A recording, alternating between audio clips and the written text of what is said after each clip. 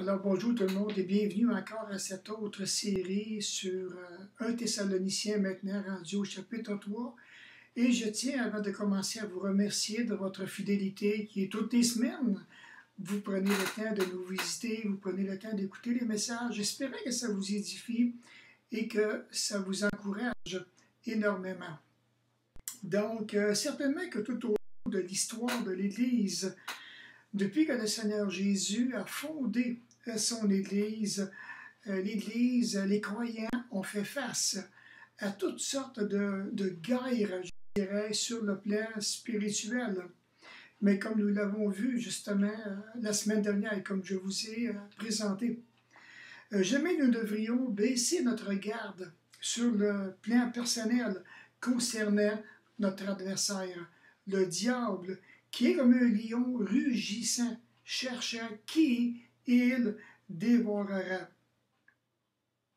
Il en veut à ta foi, il en veut à ton amour, il en veut aussi à ta consécration de tous les jours, il en veut à ton unité avec le corps du Seigneur Jésus.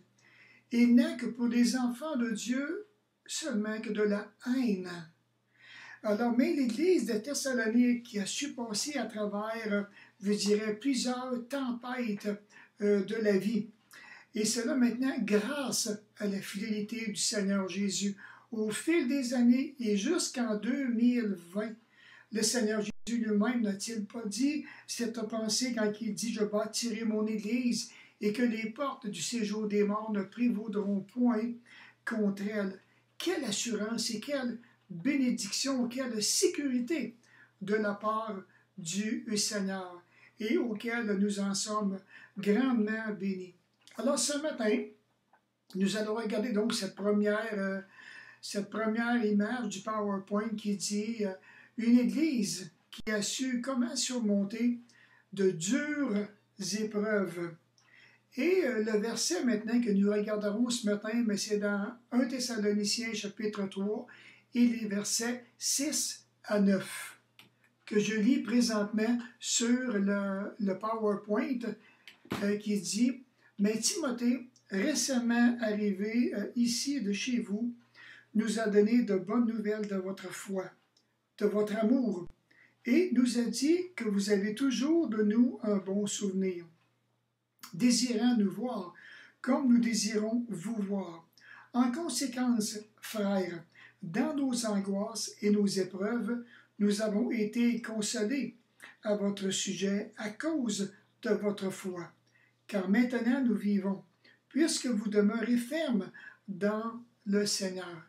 Quelle action de grâce, en effet, nous pouvons rendre à Dieu à votre sujet, pour toute la joie que nous éprouvons à cause de vous devant notre Dieu. Qui un jour n'a jamais eu besoin d'une main de secours? Une main de secours, que ce soit dans la maladie, que ce soit dans le découragement. Une main de secours, par exemple, comme quelqu'un qui spontanément arriverait à vos côtés. Et imagine que tu es sur l'autoroute et que, partir de là, maintenant, tu fais une crevaison et malheureusement, tu réalises que tu as oublié ton jack chez vous. Tu ne peux pas lever ton auto, qu'il y en a un qui arrive juste dans le bon moment. Ou quelqu'un qui, comme moi dernièrement, qui est venu m'aider à mettre mon moteur de chaloupe, mon moteur sur la chaloupe, ayant été opéré au mois de février dernier, donc je ne désirais pas forcer pour ne pas briser quoi que ce soit. Et lorsque cette main de secours est arrivée, je l'ai tellement appréciée, lorsque nous en avons grandement de besoin. Alors, je ne sais pas combien de temps s'est passé depuis que l'apôtre Paul est parti de Thessalonique pour aller à Athènes. Je n'ai pas vu encore du tout, ça faisait combien de temps qu'il était parti. Et de voir que Timothée était à Bérée, et maintenant parti de Bérée, il est monté à Athènes. De Athènes, Paul l'a envoyé à Thessalonique. Et je ne sais pas non plus encore combien de temps Timothée est demeuré à Thessalonique lorsqu'il a été envoyé par Paul pour prendre des nouvelles concernant maintenant le précieux, je dirais le précieux bijou de Dieu qui est la foi commune au salut. Et de voir qu'ils vont présenter maintenant un compte rendu. L'apôtre Paul, il va lui donner vraiment un bel, je dirais, un beau tableau de l'état spirituel de l'Église de Thessalonique. L'état spirituel pour une Église est extrêmement importante. Et j'aimerais qu'à ce que nous puissions regarder ensemble justement ces points que l'apôtre, plutôt que Timothée va présenter à Paul lorsqu'il va lui faire un rapport complet de la situation de l'Église de Thessalonique. Premièrement, la première chose que nous voyons dans le verset 6, il dit « Mais Timothée, récemment arrivé ici de chez vous, nous a donné de bonnes nouvelles de votre foi. » Enfin, ce matin, on va parler de des bonnes nouvelles. Ça fait tellement du bien d'entendre des bonnes nouvelles. Même dans la pandémie, on peut regarder la parole qui est tellement pleine de bonnes nouvelles. Alors maintenant, avant de commencer, je vous dirais, j'aurais 4 questions à vous poser auxquelles j'aimerais que vous puissiez me suivre de proche et réfléchir à ces questions. La première, c'est quelles sont les preuves de leur bonne foi à ces croyants-là, à l'Église de Thessalonique. La deuxième, c'est que voit Timothée en arrivant à l'Église de Thessalonique? Vous, en voyant ce texte, que voyez-vous, que percevez-vous chez les chrétiens de Thessalonique? Et quelles sont vraiment les vraies raisons d'une foi authentique? Alors j'ai pensé à tout ça, puis je me suis dit, je vais vous donner des exemples que j'ai trouvés. Les exemples que je vais vous partager sont tous collés par la parole de Dieu. Si vous désirez les références, vous me le direz, puis ça va me faire un plaisir de vous donner les références que j'ai trouvées et qui vont nous diriger, pour nous guider, pour bien comprendre qu'est-ce qu'une foi authentique. Alors, je me suis mis dans la peau de Timothée, puis je me suis dit, c'est moi qui va faire le voyage et je vais aller à Thessalonique, puis je vous invite à m'accompagner. Alors, une des premières choses, je pense que j'aurais remarqué, ou bien que Timothée a remarqué en arrivant à l'Église de Thessalonique, c'est maintenant le partage d'une communion fraternelle qui est tellement précieuse et qui est nécessaire au niveau d'avoir une foi qui est vraiment authentique. Alors, sans la communion personnelle, la communion spirituelle, dans cette foi, il est impossible que la foi puisse être vraiment ferme, vraiment solide. Et ce que Timothée est en train de regarder, d'observer, c'est qu'en écoutant maintenant, parce qu'il a pris un temps pour écouter, de voir les Thessaloniciens qui se sont bien entretenus dans la doctrine du salut commun, comme que Paul l'expose dans le texte de ce matin. Et de voir que chacun avait bien compris l'importance du ministère du Seigneur Jésus-Christ et le pourquoi il était venu ici-bas sur terre et quel était le but de Paul, de Silas, de Timothée lorsqu'ils ont visité Thessalonique. En plus, mais il a observé que certaines personnes qui se supportaient les uns les autres dans l'amour, dans l'humilité, dans la douceur, qu'il y avait probablement des jeunes chrétiens qui devaient ou bien qui venaient d'entrer à l'Église et que ces gens-là, maintenant, ne comprenant pas encore tout, je dirais, l'importance de la foi, on en voit maintenant qui sont un peu plus matures dans la foi et qu'ils vont supporter ces nouveaux chrétiens qui vont entrer et qui se sont ajoutés depuis que l'apôtre Paul est parti à Athènes. Aussi, maintenant, ici, ce que j'aime beaucoup, c'est qu'il n'est pas question d'un feeling. Timothée n'est pas en train de rechercher un sentiment, un feeling de quelque chose. Au contraire, il est en train de regarder vraiment les hommes et les femmes qui sont en train de démontrer leur foi personnelle en ce Dieu Seigneur et Sauveur. Et aussi, il a pu probablement entendre la joie de voir certains frères, certaines sœurs qui ont partagé des mots de témoignage personnel lorsqu'ils se sont vus face à la parole, parce qu'on est conscient que la parole n'était pas toute écrite, mais au moins les portions de la Bible qu'ils avaient à l'époque ont su comment travailler le cœur. Et maintenant, ces gens-là se sont exposés à la parole et ils sont en train maintenant de partager les divers changements qui sont arrivés dans leur propre vie. Une foi spirituelle, et oui, je dis bien une foi spirituelle qui émane du fruit de l'esprit. Parce que quand nous regardons dans Galates 5 et le verset 22, la foi fait partie du fruit de l'esprit. Une foi qui est sincère, qui est véridique, qui est authentique, qui est solide. Et aussi, non seulement ça, mais Timothée est en train d'observer que les frères et les sœurs vivent une grande intimité personnelle avec le Saint-Esprit. Et ça, maintenant, c'est démontré par l'obéissance, par le respect au Saint-Esprit que les frères et les sœurs sont en train de démontrer au sein de l'Église locale. Et non seulement ça, mais ils ont aussi su conserver l'unité du Saint-Esprit parmi eux. Et ça, mais je veux vraiment croire que ça a sauté aux yeux de Timothée en train d'observer et de voir maintenant que ces frères-là, ces sœurs-là sont vraiment unis par l'amour du Saint-Esprit. Et aussi maintenant, à travers ça, il a sûrement aussi vu d'autres chrétiens qui étaient en train de s'investir en annonçant la bonne nouvelle de l'Évangile, que s'il y avait des visiteurs parmi eux, comme il y en a parmi nous, à notre Église, d'avoir des hommes et des femmes qui sont prêts à prendre maintenant ces gens-là et leur expliquer le merveilleux plan du salut. Et aussi, je me suis rappelé dans Romains 10 et le verset 17, lorsqu'il dit que la foi vient de ce qu'on entend, et ce qu'on entend vient de la bonne parole de Dieu. En plus, les encouragements que sûrement Dieu entend du fait de dire aux gens, gardez les yeux de votre cœur sur Jésus, comme nous rappelle l'auteur de l'Épître aux Hébreux, ayant les regards sur Jésus, lui le chef, le consommateur de la foi. Alors, ce que Timothée est en train d'observer, c'est des gens qui ont une foi qui est vraiment remarquable, une foi qui est solide, une foi qui est en action. Et non seulement ça, mais il s'aperçoit que malgré le fait que toute la parole n'est pas complétée encore, que les gens ont gardé, je dirais, une bonne mémoire sur le plan spirituel de la parole de Dieu. Extrêmement importante pour être capable de partager encore ce merveilleux message de l'Évangile sur le plan spirituel. Leur cœur a trouvé, je dirais, le cœur a été trouvé dans une bonne terre, comme que le Seigneur Jésus le partage si bien dans l'Évangile de la parabole du semeur. Il dit ceci: celui qui a reçu la bonne semence dans la bonne terre, c'est celui qui entend la parole et la comprend. Il porte du fruit et un grain en donne 100, un autre 60 et un autre 30.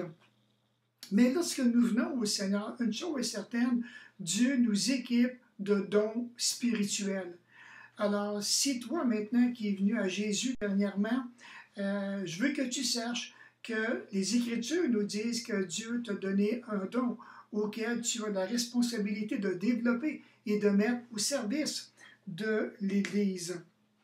Une des premières choses que les Thessaloniciens ont faites, premièrement, c'est de recevoir la parole et de bien l'entendre.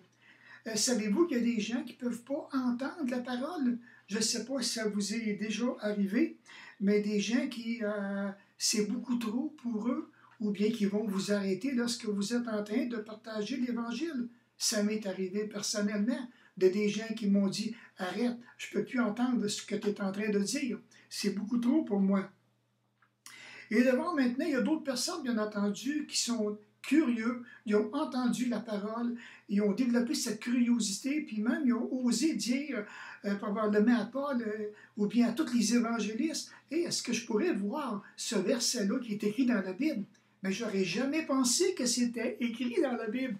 Et oui, c'est écrit dans la Bible, parce que Dieu sait que tu vas en avoir de besoin personnellement. Et l'importance de comprendre ce qui est dit aussi. Et ça me fait penser à l'Éthiopien, quand Philippe s'approche de lui, il dit « Comprends-tu ce que tu lis? » Alors, la compréhension est tellement importante à travers la parole, et c'est là maintenant qu'on va grandir dans la foi quand nous avons une bonne compréhension de la parole. Et comme que le Seigneur l'a dit lui-même dans la parabole, qu'il y a des degrés maintenant de productivité de fruits qui seront donnés de la part de chaque individu qui viennent au Seigneur Jésus-Christ. Il y a des fruits spirituels qui vont être vraiment frappants, autant dans sa vie premièrement et dans sa famille, et qui vont remarquer les changements qu'il y a eu au sein d'une personne qui se tourne vers le Seigneur Jésus-Christ. Et la persévérance, la persévérance. Et ça, maintenant, je pense qu'on ne le dira jamais assez. Et qui persévère, il va porter du fruit avec persévérance. Alors, Timothée, je pense qu'il est en train de partager à Paul tout ce qu'il a vu, tout ce qu'il a entendu. Et de voir maintenant qu'on pourrait bien imaginer l'apôtre Paul presque au pied de Timothée en disant « Oui, Tim, ok, tu viens de me partager maintenant ce qui concerne sa foi. Est-ce qu'il y a d'autres choses sur lesquelles tu as remarqué qui pourraient vraiment m'encourager? » Et Timothée, mais il est à bout de souffle et il dit « Tant peu, Paul, il dit, je vais trouver encore une deuxième bonne nouvelle. » Et cette bonne nouvelle, on la retrouve ici quand mais Timothée vient d'arriver de chez vous et nous a donné de bonnes nouvelles de votre amour. Donc un amour véritable, un amour qui est vrai, un amour qui est authentique, qui est incontestable. Oui, il est question d'un vrai amour ici qui est authentique. Et on voit qu'à travers les Écritures, ça revient à maintes et maintes reprises. Laissez-moi, par exemple, vous lire un verset que je n'ai pas mis sur le PowerPoint et que vous trouverez dans le psaume 5 et le verset 12. Il est dit ceci. Alors ceux qui se alors ceux qui se réfugient en toi se réjouiront. Ils exulteront à toujours et tu les protégeras. Ils exulteront en toi, ceux qui aiment ton nom. Et un merveilleux passage. Et ce matin, mais vous êtes tous des gens qui aimez le nom du Seigneur Jésus-Christ. Et c'est le pourquoi que Jésus lui-même, connaissant maintenant qu'on était, et sachant d'avance qu'on était pour aimer son nom, Jésus a dit à ses disciples lors de la dernière semaine maintenant de son ministère, « Je vous donne un commandement nouveau. Aimez-vous les uns les autres comme je vous ai aimé. Vous aussi, aimez-vous les uns les autres. À ceci, tous connaîtront que vous êtes mes disciples, si vous avez de l'amour les uns pour les autres. » Et maintenant, si je reviens à l'église de Thessalonique, je crois vraiment qu'ils n'ont pas hésité à mettre cet amour-là en pratique les uns les autres. Est-ce que tu te souviens le jour que tu as accepté Jésus-Christ, que tu as entré dans une église évangélique? N'est-ce pas une, je dirais, des premières applications que tu as osé faire dans ta vie personnelle? Commencer à aimer, en parenthèse, des gens que tu n'avais jamais vus de toute ta vie, mais que tu sais très bien qui ont reçu le Seigneur Jésus-Christ. C'est la première chose que l'on voit dans une église. Un nouveau chrétien qui vient, en principe, déjà il y a un amour qui est là, qui est en train de grandir, de fleurir. Ça sent tellement bon, c'est tellement agréable. Et ça même, ça plaît à notre Dieu. Et de voir que l'amour de Christ en nous, en l'appliquant, c'est un choix personnel auquel le Seigneur nous encourage à faire chacun de nous. Aimez-vous les uns les autres. Il dit, comme je vous ai aimé.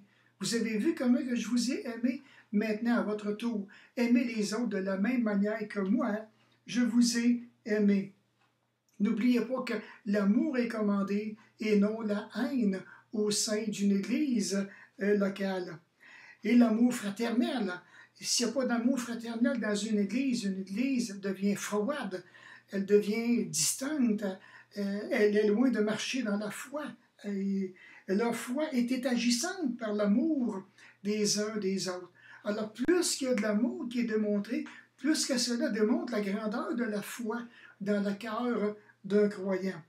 Et aussi pour l'amour qu'ils avaient, pour le service auprès du Seigneur. Ce pas des gens qui ont cherché à savoir, mais qu'est-ce que Dieu attend de moi?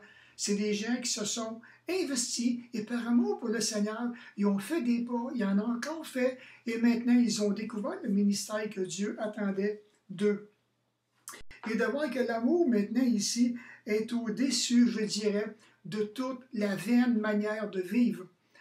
Lorsqu'on revient à Jésus-Christ, qu'on embrasse l'Évangile, qu'on découvre vraiment des paroles de vie, ces paroles-là vont changer complètement la vaine manière de vivre. Et qui fait que si on regarde en arrière depuis le temps que nous sommes sauvés par la grâce de Dieu, on s'aperçoit qu'on a des victoires dans beaucoup de domaines de notre vie qui, sans l'intervention de Dieu, on serait encore perdu dans nos péchés, perdu dans cette vaine manière de vivre. L'amour est parfait dans celui qui garde la parole de Dieu, nous dit l'apôtre Jean. L'amour est parfait. L'importance de garder la parole de Dieu dans nos cœurs, de méditer la parole, de serrer la parole de Dieu dans nos cœurs, afin de ne pas pécher constamment et de voir que si on est en train de pratiquer ces différentes étapes, mais la parole nous dit que l'amour du Père, l'amour de Dieu demeure en nous. Et l'amour fait demeurer aussi le croyant dans la lumière. Encore ce que l'apôtre Jean nous dit. Et on a tellement besoin de demeurer dans la lumière. Et la façon de demeurer dans cette belle lumière-là, c'est l'amour que la parole de Dieu nous recommande. L'amour est la preuve qu'un croyant est passé de la mort à la vie. Et ça, c'est vraiment merveilleux. C'est un cadeau précieux de notre bon Père céleste. Souvenez-vous à cet effet de ce que Paul disait dans Romains chapitre 13, quand il disait « Ne devez rien à personne, si ce n'est de vous aimer les uns les autres, car celui qui aime les autres a accompli la loi. En effet, les commandements, tu ne commettras point d'adultère, tu ne commettras point de meurtre, tu ne commettras point de vol, tu ne rendras pas de faux témoignages, tu ne convoiteras pas. » Et tout autre commandement se résume en cette parole. Tu aimeras ton prochain comme toi-même. L'amour ne fait pas de mal au prochain. L'amour est donc l'accomplissement de la loi. Et dans ce passage, mais bien entendu que l'amour fraternel est demandé. L'amour fraternel, c'est ce qui est de plus précieux, je pense, et je crois, au niveau d'une église locale. Pourquoi? Parce que cet amour-là, cet amour agapé, l'amour du Saint-Esprit, je dirais qu'elle va nous garder dans l'honnêteté. Et on a besoin d'être honnêtes les uns les autres. On a besoin de mettre, je dirais, à la poubelle l'hypocrisie du cœur. Parce que lorsque cet amour-là nous envahit, qu'elle a fait déborder la coupe de notre cœur, on n'a pas besoin maintenant de faire référence à l'hypocrisie. Au contraire, nous devons demeurer vraiment dans l'honnêteté. Et maintenant, on peut penser que cet amour-là, mais c'est facile parce qu'on pourrait avoir différents briseurs. Je les ai appelés les briseurs d'amour fraternel. Il peut y en avoir. Et là, maintenant, on doit aller vers ces gens-là et, je dirais, les épauler pour un temps et les amener vraiment à cette honnêteté dans l'amour de la parole. Donc, il parle de convoitise. Bien entendu que chacun de nous, on peut être convoité à différents niveaux, mais on a à lutter. Ça fait partie du péché qui est dans notre chair, qu'on doit lutter constamment contre la convoitise des yeux, la convoitise du cœur.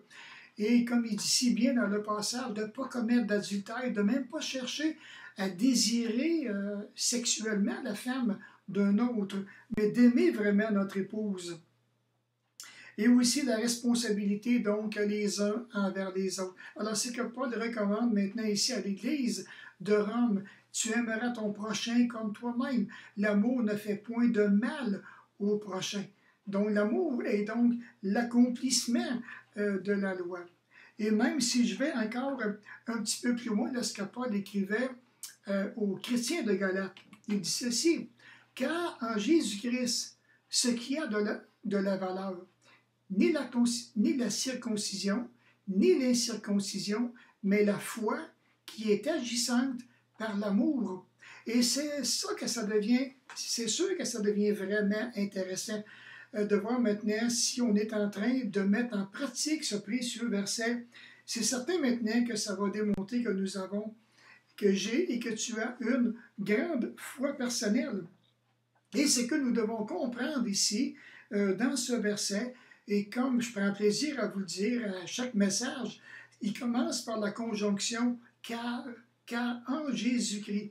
Et cette conjonction-là introduit une preuve, une raison, une explication de la proposition principale.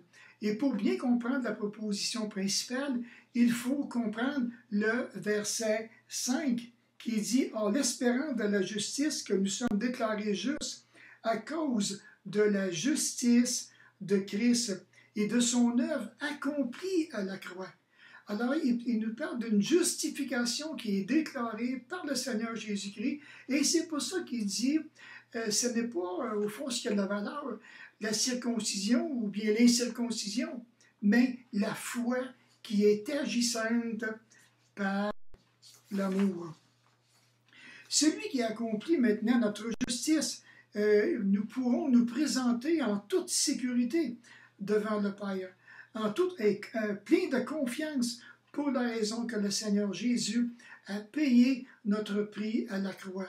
Et à cause de son œuvre, à cause de lui, nous sommes déclarés entièrement justes. Et je pense que nous serons éternellement reconnaissants de toute cette belle œuvre que Jésus aura fait pour toi et qu'il aura fait aussi pour moi.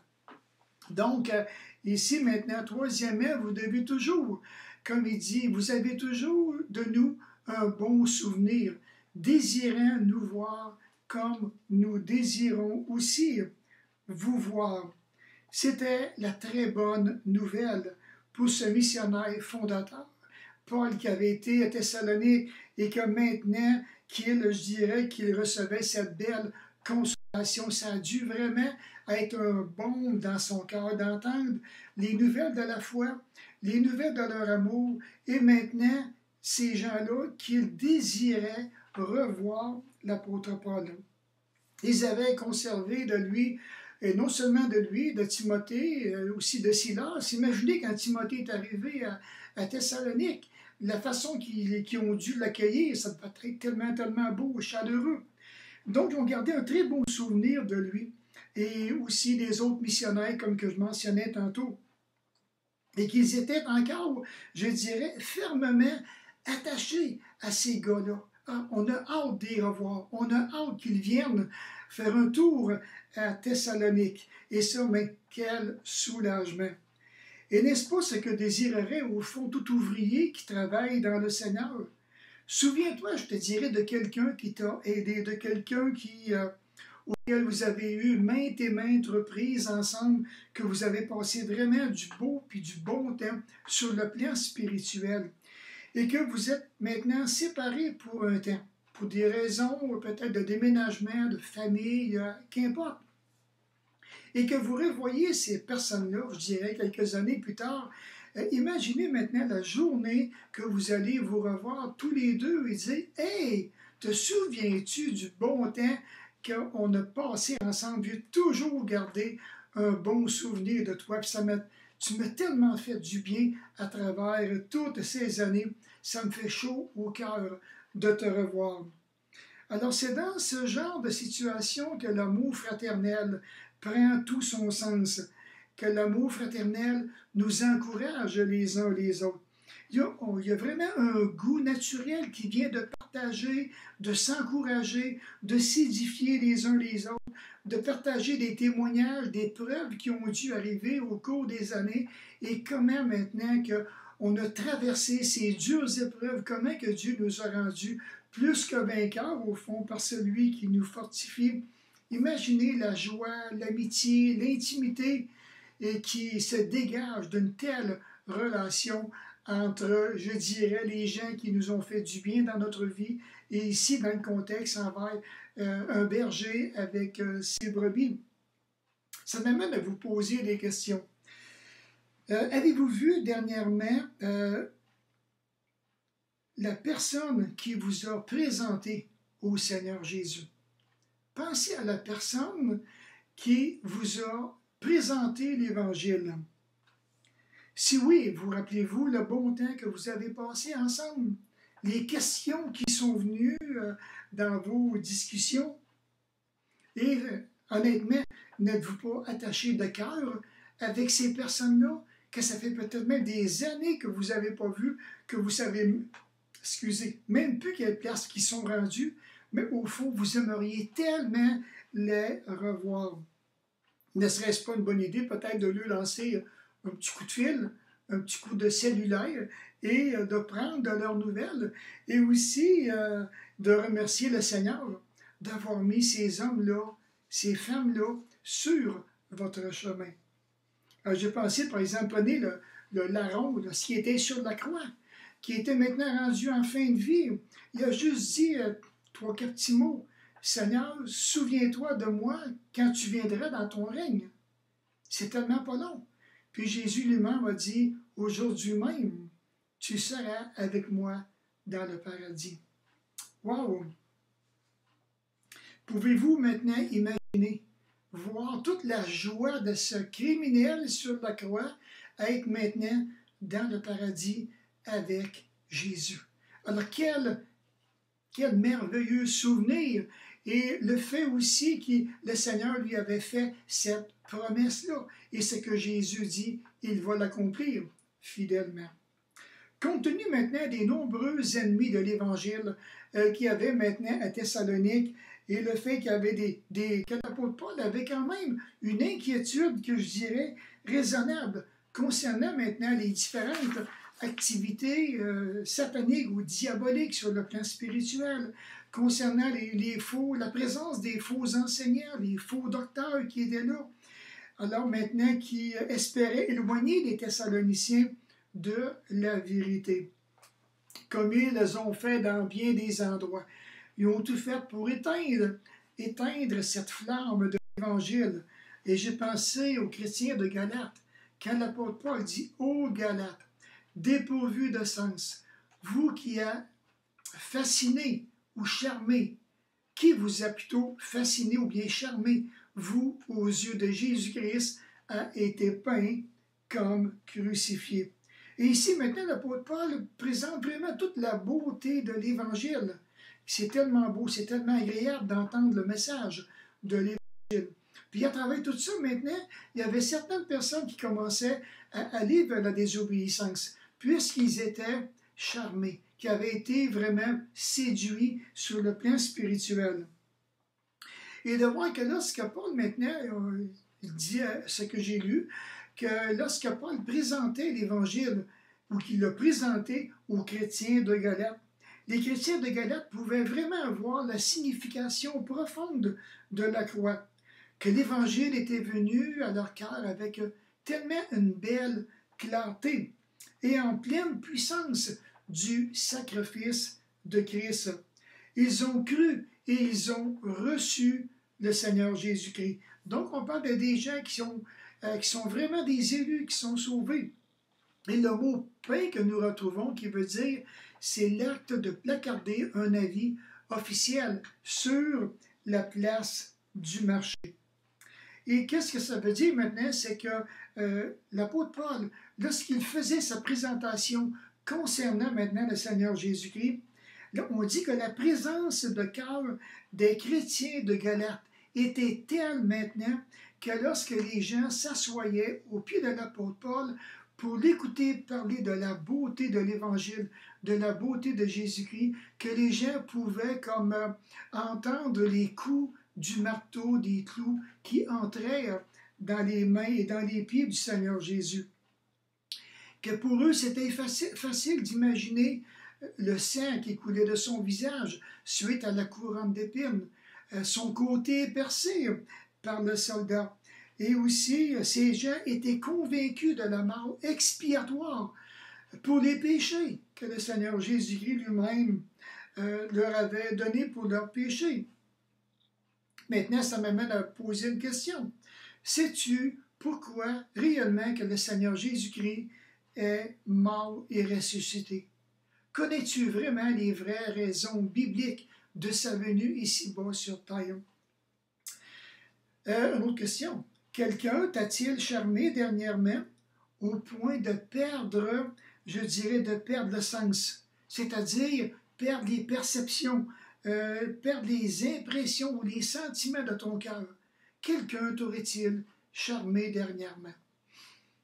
L'ennemi, par ruse, peut charmer très facilement.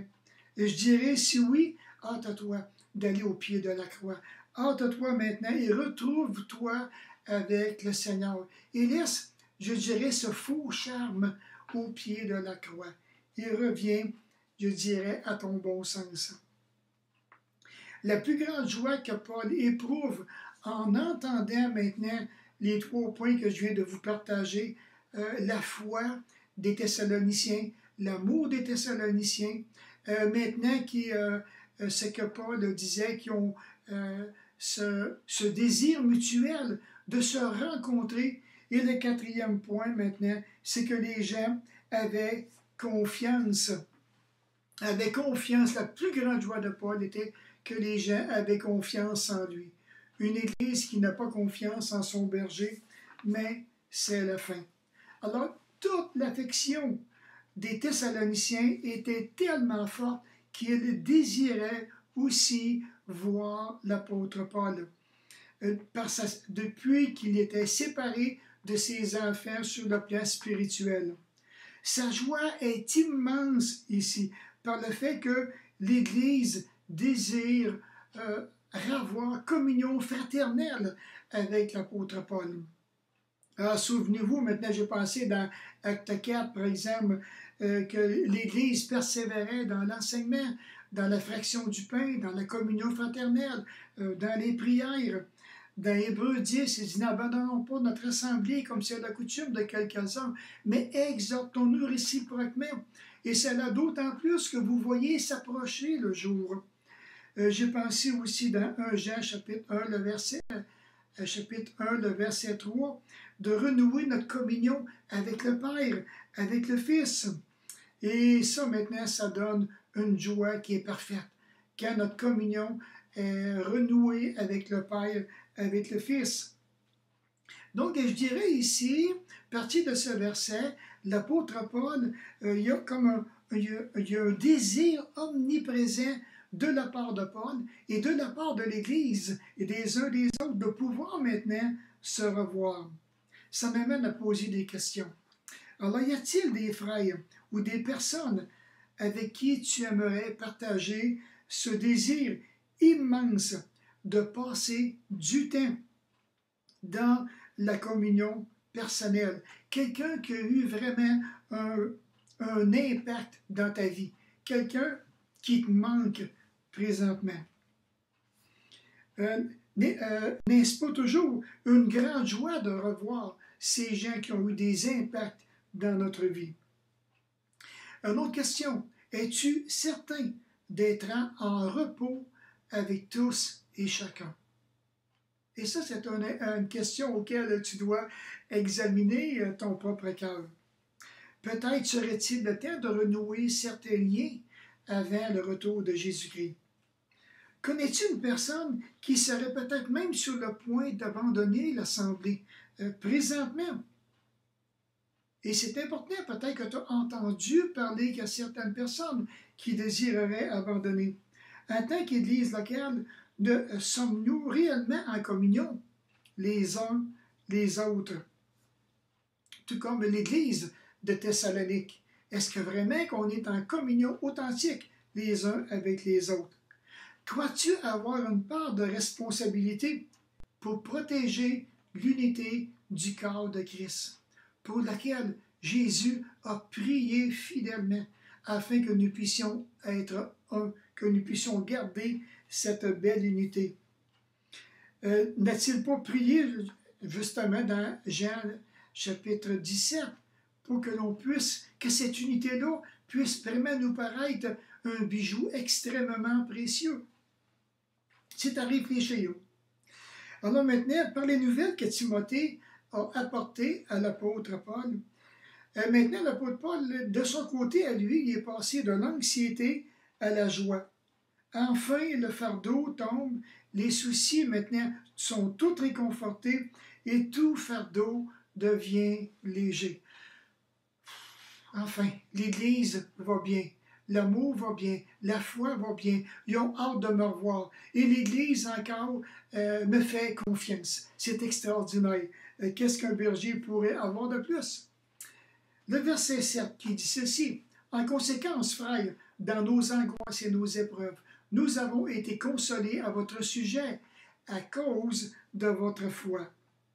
Donc, c'est au milieu des épreuves, au milieu des angoisses, toutes les persécutions que Paul a subies, que l'Église a subies, toutes ces afflictions-là que Paul connaissait, c'est à travers tout ça maintenant, en entendant vraiment que la foi allait bien, ce fut pour Paul le sujet d'une grande consolation. Consolation qui veut dire stimuler, qui veut dire affermi, à cause du bon fonctionnement de la foi personnelle, individuelle, collective, salvatrice des enfants de Dieu. Et lorsque l'Église est infidèle, parce que ça lui est arrivé de connaître des églises qui étaient infidèles, là où c'était beaucoup plus difficile, entre autres, par exemple, l'Église de Corinthe. Présentement, nous avons 2 lettres, 1 Corinthien, 2 Corinthiens, mais à la base, on dit que l'Église de Corinthe aurait reçu 4 lettres de l'apôtre Paul. Alors seulement 2 ont été retenues, et c'est ce que l'apôtre Paul dit ici dans 2 Corinthiens chapitre 7 et le verset 6. Mais Dieu qui console ceux qui sont abattus nous a consolés par l'arrivée de Tite. Bon, ça n'a pas toujours été à l'Église de Corinthe. Et de voir que maintenant, là, Paul, à la place d'envoyer Timothée, envoie Tite pour aller chercher des bonnes nouvelles. Maintenant, encore, comme on voit dans le texte, dans 2 Corinthiens chapitre 7 et le verset 6, il y a une communion précieuse qui est désirée parce que les gens de Corinthe désirent renouer maintenant à leur tour cette confiance en l'apôtre Paul. Dieu, le grand consolateur des cœurs brisés. Paul a eu le cœur brisé à maintes reprises et comme il dit si bien dans le passage, c'est Dieu qui les a consolés. L'Église de Corinthe avait eux aussi le cœur brisé à maintes reprises. Et encore là, c'est le Dieu Tout-Puissant qui a su apporter une consolation dans ces cœurs brisés. Toi qui écoutes ce matin, quelle consolation aimerais-tu recevoir de la part de Dieu, de celui qui console les cœurs brisés? Qu'est-ce qui t'accable le plus en ce moment? Qu'est-ce qui pèse le plus sur tes épaules? Quel besoin le Saint-Esprit met-il réellement sur ton propre cœur? Ou quel est le souci qui t'écrase le plus? Peut-être que tu es vraiment écrasé par un souci quelconque. Mais pourquoi ne viendrais-tu pas dans l'unité du Père Céleste? Pourquoi ne le laisserais-tu pas t'aimer? Guérir ta blessure. Et au fond, laisse-le te consoler à sa manière à lui. Abandonne-toi entre ses mains. Complètement, laisse tomber tout fardeau, toute cette peine et centre ton esprit et ton intelligence uniquement sur toute la consolation que le Père pourrait t'apporter. Alors maintenant, au sein d'une église locale maintenant, le travail ne peut pas se faire seul. C'est impossible. Ça prend des hommes qui sont intègres. Ça prend une équipe qui est solide, une équipe qui est transparente, une équipe qui est loyale et engagée dans la même œuvre. Et c'est ce qu'on voit avec maintenant Tite, avec Silas, Paul, Timothée et bien d'autres maintenant. Donc, il y a un partage de dons que je peux percevoir ici à travers ces hommes-là. Il y a un partage de capacités, il y a un partage de passion, de connaissances, de travail. Il y a un amour maintenant qui est présent, puis à travers tout ça, on remarque à travers ces ouvriers-là qu'il y a une joie qui est débordante, parce qu'ils sont au service de notre Dieu. Et lorsque les hommes sont à leur place et qu'ils peuvent exercer leur ministère vraiment, et ça maintenant, on en voit des joies qui sont vraiment débordantes. Le ministère, on dit que le ministère est difficile, le ministère est ardu.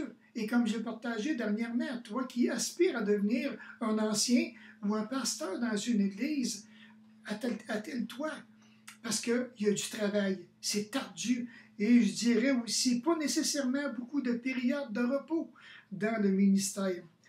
Et ici, le cœur de Paul est complètement, je dirais, omniprésent.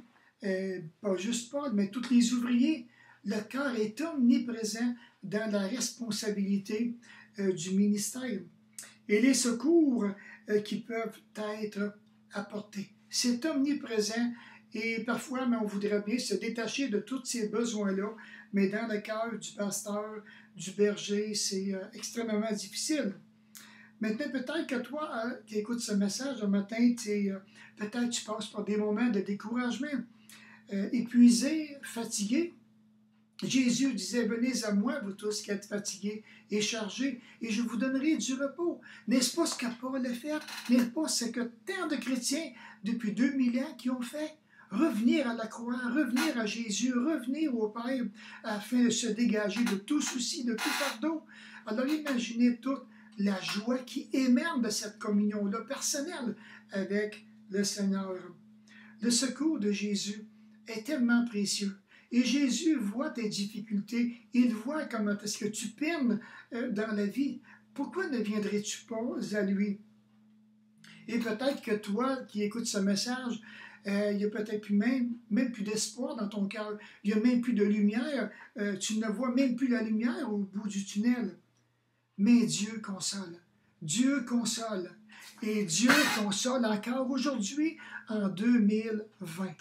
Dieu console. Je ne dirai jamais assez que Dieu console. Comment? Il le fait à sa manière. Et tantôt, il va apporter des bonnes nouvelles, comme on a vu dans le texte de ce matin. Demande au Père qu'il puisse t'apporter des bonnes nouvelles dans ton cœur, que ça puisse être agréable, ce que tu vas entendre. Et Tite, dans le fond, est en train de raconter dans ce passage leur ardent désir, leurs larmes. C'est-à-dire maintenant, je pense ici, c'est leur repentance qui ont exercé envers l'apôtre Paul. Ils voient maintenant Paul d'un autre œil. Leur perception par rapport à Paul, ce berger d'amour. Et là, maintenant, ils n'ont qu'une seule envie, c'est de revoir Paul dans les plus brefs délais possibles. Ils sont en train maintenant de démontrer un zèle pour ce prédicateur de la foi, de l'Évangile, ce Paul, avec son merveilleux travail, son enthousiasme. La joie de Paul, on dit encore plus grande à cause des nouvelles maintenant que Tite lui apporte. Maintenant, revenons aux Thessaloniciens. Le fait de savoir que les Thessaloniciens allaient vraiment bien et qu'ils tenaient ferme dans la foi, qu'ils tenaient ferme dans l'amour, dans le désir de le revoir et dans leur confiance maintenant. Et c'est là que Paul fut grandement stimulé. Et ça, pour un berger, ça fait tellement du bien. Stimuler, renouveler son zèle dans le ministère. Pour la simple raison que c'est ce que Paul, au fond, désirait réellement entendre. Des chrétiens qui demeurent fermes dans la foi. Malgré la pandémie, concernant comment avoir réellement ta foi. Disons que sur une échelle de 1 à 10, je pose peut-être pas même la bonne question à bien y penser parce que la foi est agissante par l'amour. Peut-être que je devrais poser la question différente. De 1 à 10, comment tu évalues ton amour personnel? Alors, ton amour personnel devrait donner un pourcentage juste de ta foi. Cet amour spirituel, cet amour les uns pour les autres. Ta foi est-elle en bonne santé? Ton amour est-il en bonne santé? Sinon, qu'est-ce que tu crois que tu pourrais faire pour retrouver cet amour, cette passion? Et l'amour, c'est la première, je dirais, qualité que l'on retrouve dans le fruit du Saint-Esprit. Serait-ce parce qu'il y a un problème personnel entre toi et le Saint-Esprit, entre ton cœur et le cœur du Saint-Esprit? C'est possible. La foi en ce Dieu sauveur et Père amène au fond vraiment des très belles consolations. Verset 8 maintenant. Car maintenant nous vivons puisque vous demeurez fermes dans le Seigneur. Et maintenant, lorsque, comme l'apôtre Paul dit, car nous vivons, encore là, il faut comprendre le verset 7, justement, que je viens de vous expliquer, à cause de la conjonction car qui est là. Donc, il y a un amour, il y a une passion maintenant pour les âmes, il y a un zèle qui est renouvelé et ça vaut la peine de continuer. Pourquoi? Parce que Dieu est à l'œuvre. Dieu soutient ta foi. Dieu soutient son Église. Il y a une joie qui est débordante. Les nouvelles sont bonnes, c'est agréable. Donc, Dieu est à l'œuvre dans le cœur des gens. Le diable perd de plus en plus de terrain lorsqu'il entend des gens proclamer le Seigneur Jésus-Christ. Et l'Évangile continue encore à se répandre à une grande rapidité. Ici, maintenant, l'expression « demeurer ferme » est un terme militaire, signifiant ne pas battre en retraite devant une attaque. Une des façons de ne pas battre en retraite dans ce contexte ici qu'on voit, c'est la puissance de leur stabilité au niveau de la foi, au niveau de l'engagement qu'ils ont pris envers Dieu. Ils sont inébranlables dans cette position-là. Ils étaient enracinés, ils étaient fondés dans leur foi. Et Paul se réjouissait. Et il les exhortait à persévérer, je dirais, toujours dans cette même voie. Maintenant, toi qui écoutes ce message, serais-tu sur le point de battre en retraite? Oh, c'est peut-être possible à cause de la pandémie ou qu'importe. L'ennemi te fait-il du mal? Résiste-t-il ou est-ce que tu lui résistes fermement? Un frère ou une sœur peut te déstabiliser, mais Dieu console encore. Dieu fait appel à ton cœur. Il t'appelle à revenir au pied de la croix. Il t'appelle en disant « Laisse-moi te faire du bien ».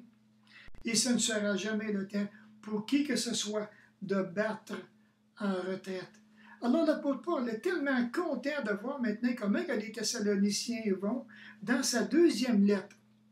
Il écrit ceci au chapitre 2 dans les versets 13 à 15. « Pour nous, frères bien-aimés du Seigneur, nous devons à votre sujet rendre continuellement grâce à Dieu parce que Dieu vous a choisi dès le commencement pour le salut, par la sanctification de l'Esprit et par la foi en la vérité. C'est à quoi il vous a appelé par notre évangile pour que vous possédiez la gloire de notre Seigneur Jésus-Christ. Ainsi, donc, frères, demeurez fermes et retenez les instructions que vous avez reçues, soit par notre parole ou soit par notre lettre. » Et lorsque j'ai regardé ce texte, quand l'apôtre Paul dit « Pour nous, frères bien-aimés du Seigneur, nous devons à votre sujet rendre continuellement grâce à Dieu. » Je dois vous avouer quelque chose. Quand j'ai fait ce message, le Saint-Esprit m'a interpellé. Et là, maintenant, j'ai commencé à penser aux gens de l'Église. Écoutez, j'ai mis ça en quelque part, peut-être ici. Alors, ce que j'ai fait, je vais aller vite parce que c'est la liste des membres de l'Église qui sont ici. Et, croyez-le ou non, j'ai pris le temps de penser à toi qui écoute ce message ce matin.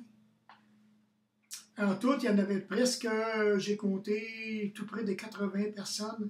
Un matin, je me suis assis dans mon bureau, j'ai pris cette liste que je viens de te montrer, et puis j'ai rendu grâce à Dieu pour chacune des personnes qui étaient écrites et pour les ministères que vous accomplissez au sein de l'Église locale.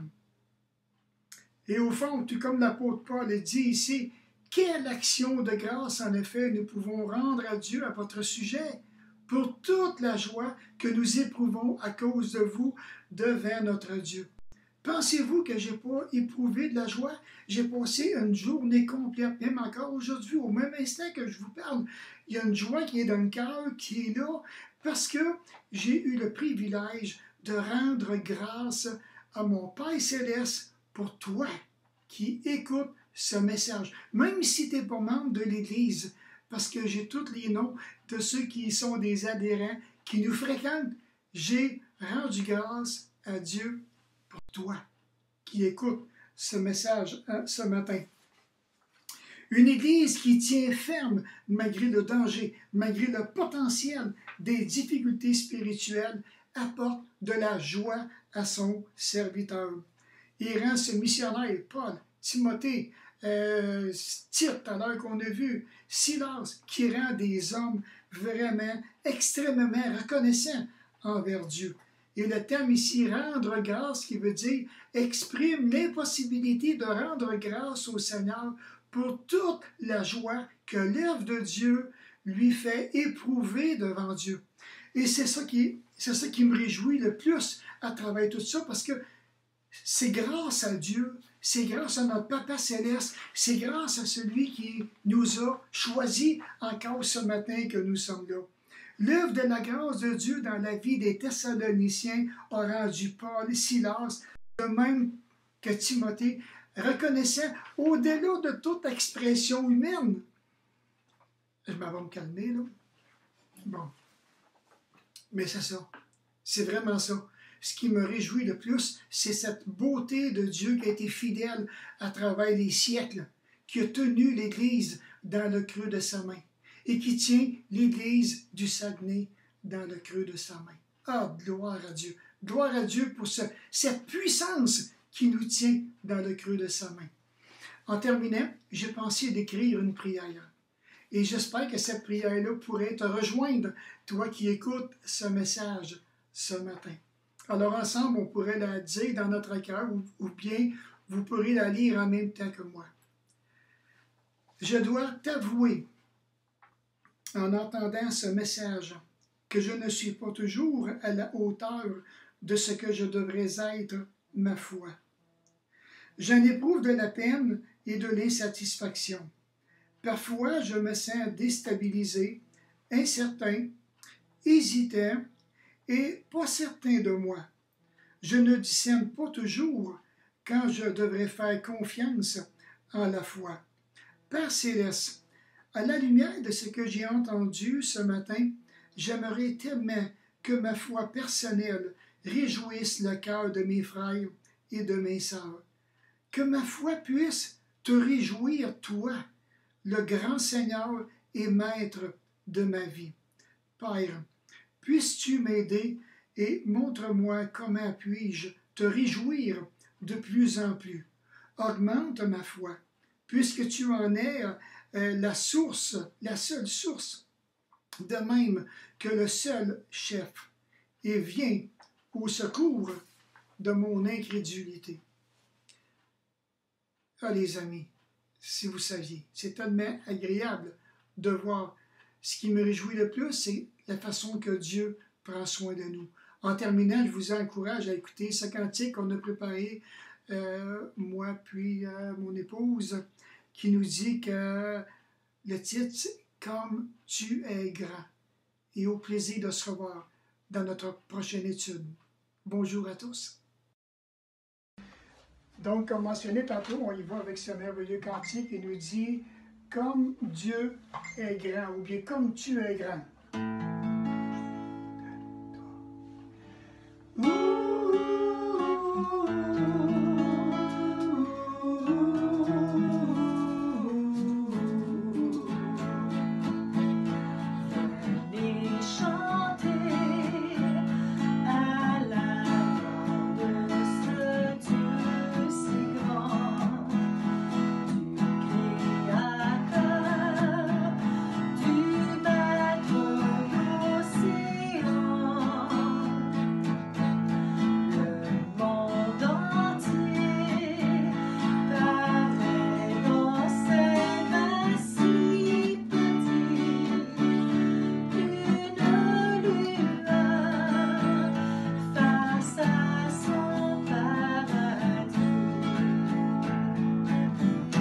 Comme tu